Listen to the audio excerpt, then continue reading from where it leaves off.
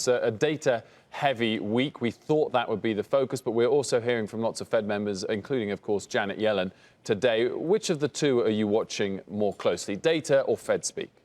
Actually, well, for Fed speak, I'll be at the luncheon today, so it'll be interesting to see what Janet has to say.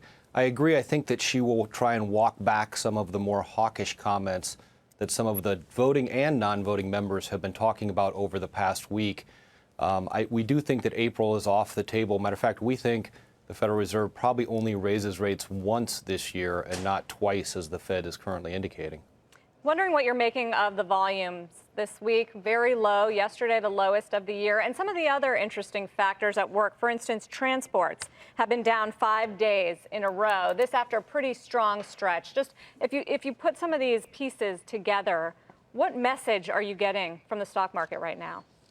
Actually, I think the stock market has been stuck in neutral here for a little bit of time, waiting for better economic data. Unfortunately, the consumer data we saw yesterday and the durable goods on manufacturing weren't particularly robust and good for first quarter, Sarah.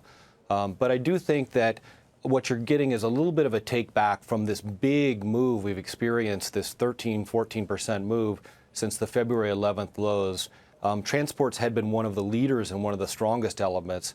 So I think you're getting a little bit of kind of a reversion to the mean and normalization there. You're right, volume and breadth have both been extremely light this week.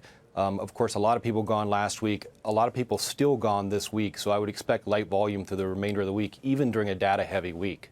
Daryl, if you, as you're rightly saying, we're treading water in equity markets at the moment. Are there any other asset classes that are worth getting into? I mean, if you look at the fixed income market, that seems pretty anchored itself, given the uncertainty over what the Fed's going to do. I think one of the more interesting areas right now, Wilford, is in the TIPS market. So certainly we've seen the PCE deflator since fourth quarter of last year go from 1.3 annualized to 1.7. And we've seen even a bigger pickup in core inflationary pressure, jumping to almost 2.2, 2.3% annualized in the first quarter data. So that's running well above the Fed's 2% number. A bid in tips and a little bit of inflation protection in the fixed income markets we think makes sense right now. What about biotech? The IBB, the biotech index, fell another 1.3%. It is down 25% so far during the quarter. Fears overblown? Would you be a buyer? Not yet, Sarah. We still think that the biotech section of the market still looks a little bit expensive. It's been one of the strongest segments through this entire recovery. Healthcare as a whole, but in particular biotech, has had some of the strongest earnings growth and some of the strongest price performance going literally back to 2009. We still are neutral on healthcare right now. We don't really see it as an overweight in today's environment yet.